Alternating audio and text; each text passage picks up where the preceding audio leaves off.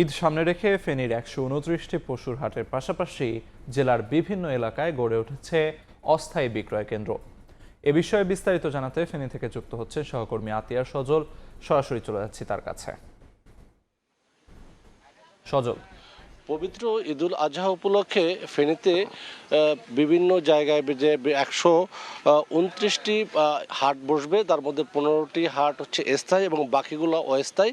এবং এই ছাড়াও কিন্তু আমরা যেটা দেখেছি, ফেনীর বিভিন্ন জায়গায় মৌসুমি ব্যবসায়ী যারা রয়েছেন তারা কিন্তু তাদের নিজস্ব জায়গায় বা বিভিন্ন জায়গায় এখানে সাব সেন্টারের মতো রেখে গরু বিক্রয় করছেন। এ সকল যারা মৌসুমি ব্যবসায়ীরা রয়েছেন তারা দেখা গেছে এই সকল যে পশুগুলো রয়েছে সে পশুগুলো দিনভর বিভিন্ন স্থানীয় ক্রেতা এবং বিভিন্ন জায়গা থেকে দূর দূরান্ত থেকে আসা ক্রেতাদের কাছে বিক্রি করে এবং সুযোগ বুঝে এখান থেকেও মাঝে মধ্যে গরু নিয়ে যেসব বাজারের দাম একটু ভালো তারা খোঁজখবর নিয়ে সেখানে তারা চলে যায়।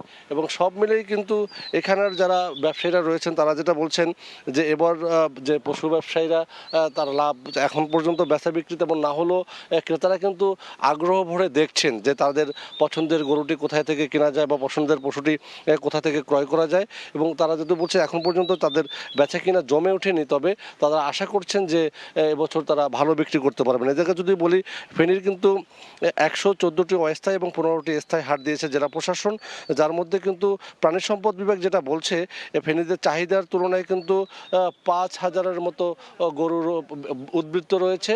তার মানে কোনো গরুর ঘাটতি নেই। আর দামের কথা যদি বলি আপনাদেরকে, ক্রেতারা যেটা বলছে যে দাম একটু চড়া, আবার বিক্রেতারা যারা বলছেন যে পশু গোখাদ্যের দাম বেশি এবং বিভিন্ন পরিবহন ব্যয় বাড়ার কারণে তাদেরও আসলে মানে পুষছে না, যার কারণে তারাও আসলে সন্তুষ্ট না।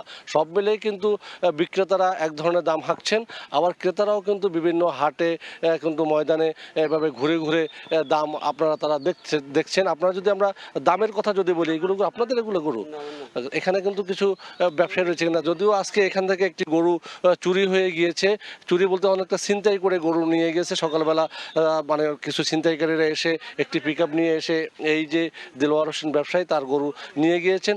আপনাদেরকে যদি বলি যে এইখানকার যে গরুগুলো রয়েছে এগুলোর দাম আপনারা কেমন চাচ্ছেন? এই জাতীয় এই যে গরুটা দেখছেন, এই গরুর দামটা আপনারা কেমন এই বাজারে হতে পারে? আপনারা এই গরুটার দাম এই বাজারে হতে পারে ২.৫ থেকে ১,০০,০০০, ২,০০,০০০। জি হ্যাঁ। কত বলছেন ক্রেতারা? ক্রেতারা এটা ২, ১০, ২০, ১৫ এরকম বলছে। আপনারা মনে হয় গরু ক্রয় করতে আসছেন, মানে গরুর দাম কেমন দেখছেন এবছর বাজারে? কেমন গরুর দামটা একটু বেশি চাইতেছে, কিনেও বেশি, খরচও বেশি। ২ লাখ টাকার গরু ২,২০,০০০, ১০ এরকম চাইতেছে। হালকা পাতলা বেশি, রেটটা একটু মোটামুটি। শুনতে পাচ্ছেন যে আসলে এখানে ক্রেতা বিক্রেতারা তারা বলছেন, যারা বিক্রেতা তারা একটু দাম হাঁকছেন, আবার ক্রেতা যারা তারাও কিন্তু বিভিন্ন জায়গায় ঘুরে তাদের পছন্দের তাদের বাজেট অনুযায়ী তারা গরু ক্রয় করবেন বা পশু ক্রয় করবেন। সব মিলেই একটি কোরবানির জন্য সবাই কিন্তু পশু বাজার ঘুরে বেড়াচ্ছেন। এই ছিল আমার কাছে এখান থেকে পশু বাজারের বা এখান অস্থায়ী বাজার থেকে সবশেষ। ফেনীর অস্থায়ী বাজার নিয়ে সবশেষ খবরাখবর জানাচ্ছিলেন সহকর্মী আতিয়ার সজল।